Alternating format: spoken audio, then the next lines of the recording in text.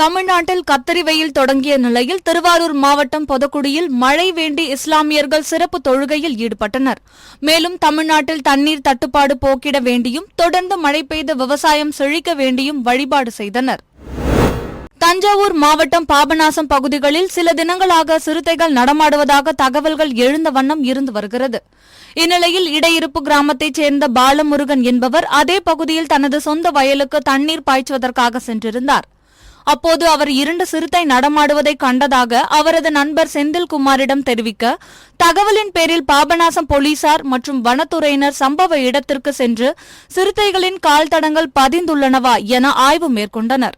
ஆனால் சிறுத்தைகள் நடமாட்டம் ஏற்பட்டதற்கான எவ்வித தடயங்களும் தென்படாத நிலையில் பொதுமக்களின் பாதுகாப்பு நலன் கருதி தொடர்ந்து இரவு நேரங்களிலும் சிறுத்தைகள் நடமாட்டம் இருக்கிறதா என கண்காணிக்கப்படும் என்றும் பொதுமக்கள் தேவையின்றி அச்சப்பட வேண்டாம் என்றும் வனத்துறையினர் தெரிவித்துள்ளனர். செங்கல்பட்டு மாவட்டம் காட்டாங்குளத்தூரில் உள்ள SRM வள்ளியம்மை பொறியியல் கல்லூரியில் இயந்திரவியல் துறையின் சார்பில் தேசிய அளவிலான ஆட்டோமொபைல் துறையின் வளர்ச்சி தொடர்பான கருத்தரங்கம் நடைபெற்றது.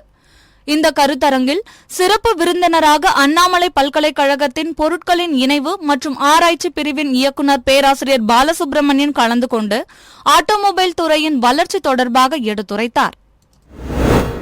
அரியலூர் நகரில் உள்ள வண்ணான்குட்டை அருகே பெரிய தெருவை சேர்ந்த இலங்கை அரசன் உள்ளிட்ட சிலர் தள்ளுவண்டி கடை வைத்து வியாபாரம் செய்து வருகின்றனர்.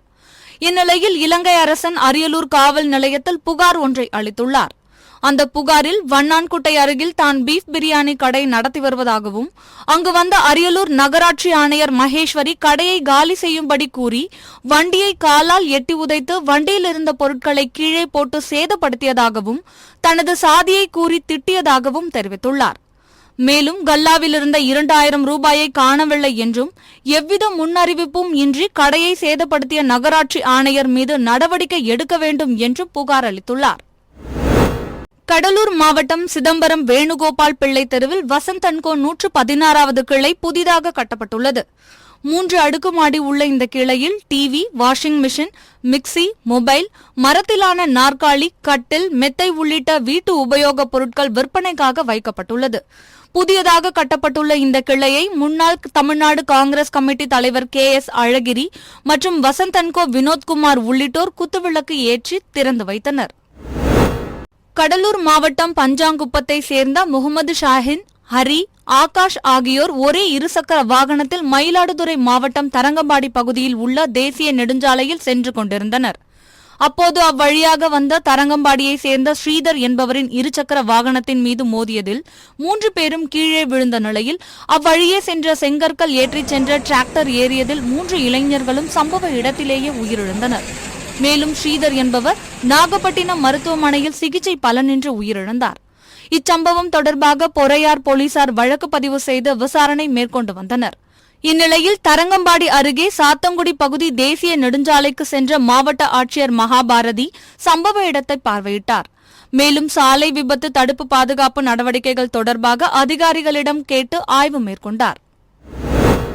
தர்மபுரி மாவட்டம் கடத்தூர் அருகே உள்ள வேப்பிலைப்பட்டி கிராமத்தில் பேருந்து நிறுத்தத்தில் இருந்த நிழல்கூடம் கடந்த சில மாதத்திற்கு முன்பு அகற்றப்பட்டு புதிதாக நிழல்கூடம் அமைப்பதற்கான கட்டுமான பணிகள் துவக்கப்பட்டது.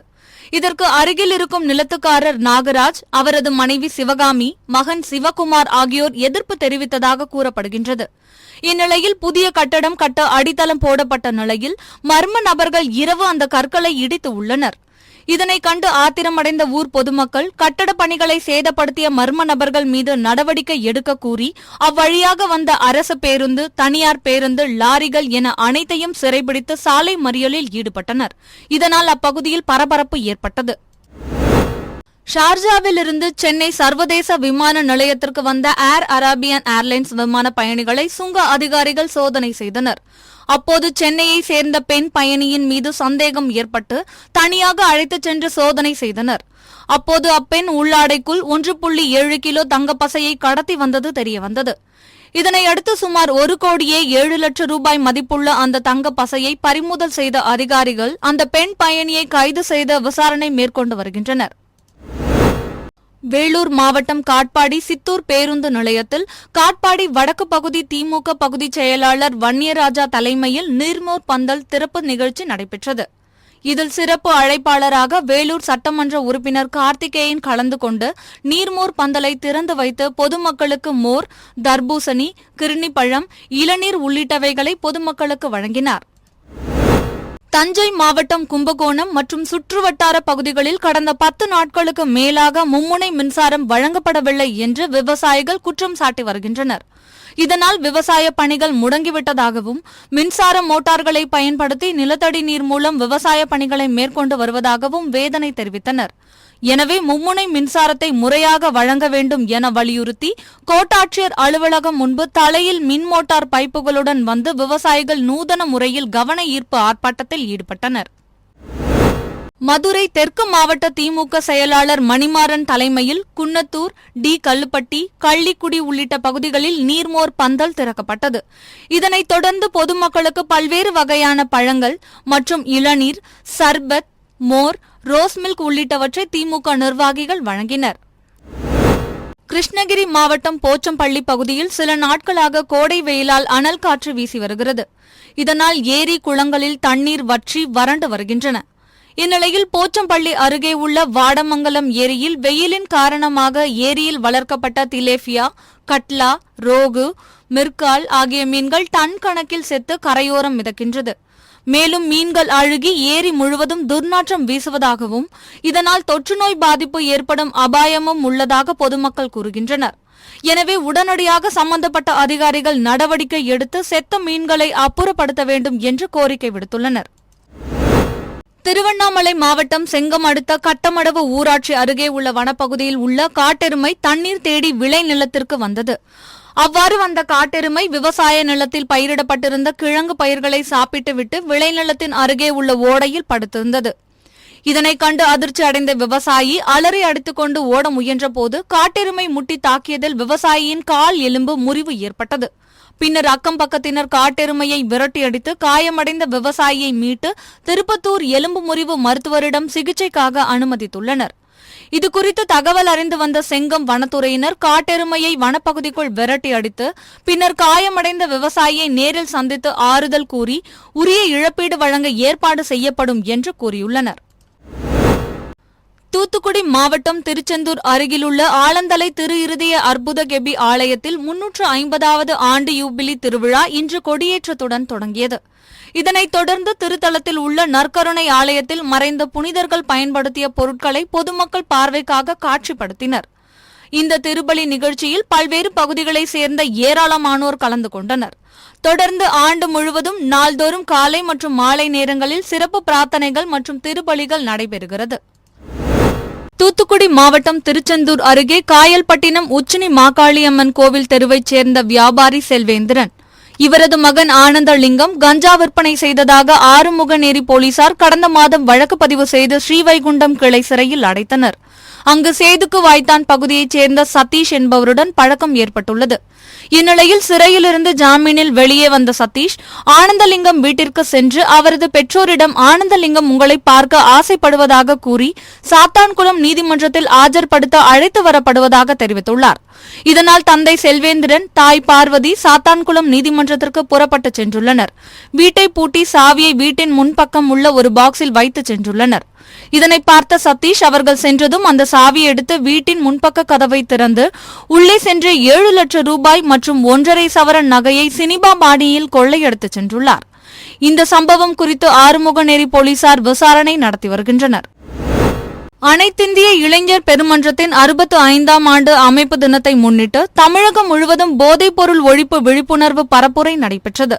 அதன் ஒரு பகுதியாக சிவகங்கை மாவட்டம் காரைக்குடி பழைய பேருந்து நிலையத்தில் இருந்து புறப்பட்ட போதை விழிப்புணர்வு பரப்புரையில் கலந்து கொண்ட அனைத்திந்திய இளைஞர் பெருமன்ற நிர்வாகிகள் பொதுமக்களின் காலில் விழுந்து போதை விழிப்புணர்வு பரப்புரையை மேற்கொண்டனர். கடலூர் மாவட்டம் விருத்தாச்சலம் அடுத்துள்ள நாரையூர் கிராமத்தைச் சேர்ந்தவர் பச்சையம்மாள். இவர் தொரவள்ளூர் கிராமத்தில் உள்ள தனது தாயார் வீட்டில் தனது மகன் தமிழரசனுடன் வசித்து வருகிறார். இந்நிலையில் பச்சையம்மாள் மகன் தமிழரசன் மற்றும் அதே ஊரைச் சேர்ந்த பெண்ணும் காதலித்து வந்துள்ளனர். இதனால் தொரவள்ளூர் கிராமத்தைச் சேர்ந்த பெண்ணின் உறவினர் ஆட்டோ ஓட்டுநர் பெருமாள் என்பவருக்கும் தமிழரசனுக்கும் அடிக்கடி தகராறு ஏற்பட்டு முன்விரோதம் இருந்து வந்துள்ளது. இந்நிலையில் நேற்று இரவு மின்சாரம் இல்லாததை சாதகமாக பயன்படுத்திக் கொண்டு ஆட்டோ ஓட்டுநர் பெருமாள் தமிழரசனை கொடூரமாக தாக்கியதாக கூறப்படுகிறது. இதில் பலத்த காயமடைந்த தமிழரசனை அக்கம் பக்கத்தினர் மீட்டு ஆம்புலன்ஸ் மூலம் விருத்தாச்சலம் அரசு மருத்துவமனைக்கு அனுப்பி வைத்தனர். மேலும் இச்சம்பவம் குறித்து விருத்தாச்சலம் போலீசார் விசாரணை செய்து வருகின்றனர். திண்டுக்கல் மாவட்டம் கொடைக்கானலில் கடந்த 10 தினங்களுக்கு முன்பாக பூம்பாறை, மன்னவனூர், கூக்கால், பாரிக்கோம்பை உள்ளிட்ட பகுதிகளில் உள்ள வனப்பகுதியில் காட்டுத்தீ பற்றி எரிந்து வந்தது. இதனால் இந்த மேல்மலை பகுதிகளில் உள்ள சுற்றுலா இடங்களுக்கு செல்வதற்கு சுற்றுலா பயணிகளுக்கு தடை விதிக்கப்பட்டது. இந்நிலையில் காட்டுத்தீ குறைந்ததை அடுத்து மேல்மலை பகுதிகளில் உள்ள சுற்றுலா இடங்களுக்கு செல்வதற்கு சுற்றுலா பயணிகளுக்கு 10 தினங்களுக்கு பின்பு இன்று அனுமதிக்கப்பட்டது. இதையடுத்து ஆர்வத்துடன் மேல்மலை பகுதிகளுக்கு சுற்றுலா பயணிகள் சென்று வருகின்றனர். போதைப் பொருட்கள் கடத்தப்படுவதை தடுக்க தவறிய ஒன்றிய அரசை கண்டித்து தேனி மாவட்டம் ஆண்டிப்பட்டி தெப்பம்பட்டி சாலை பிரிவில் அனைத்து இந்திய இளைஞர் பெருமன்றத்தினர் சார்பில் ஆர்ப்பாட்டம் நடைபெற்றது.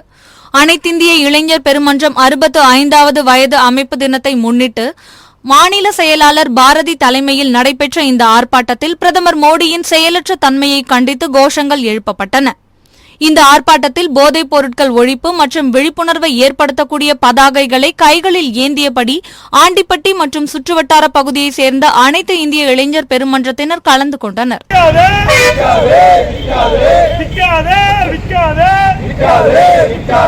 ஒன்றிய அரசு மோடி அரசு, ஒன்றிய அரசு மோடி அரசு, ஒன்றிய அரசு மோடி அரசு, ஒன்றிய அரசு மோடி அரசு. குஜராத் வழியாக போதையினை, குஜராத் வழியாக போதையினை, குஜராத் வழியாக போதையினை, குஜராத் வழியாக போதையினை இந்தியா முழுவதும் விற்காது, இந்தியா முழுவதும் விற்காது.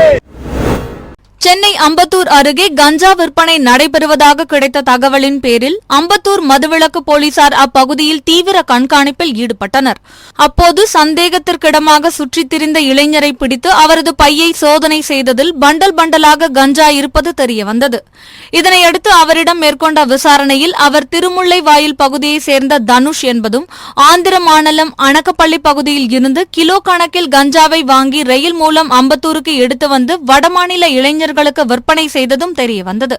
இதனையடுத்து போலீசார் அவரை கைது செய்து சிறையில் அடைத்தனர்.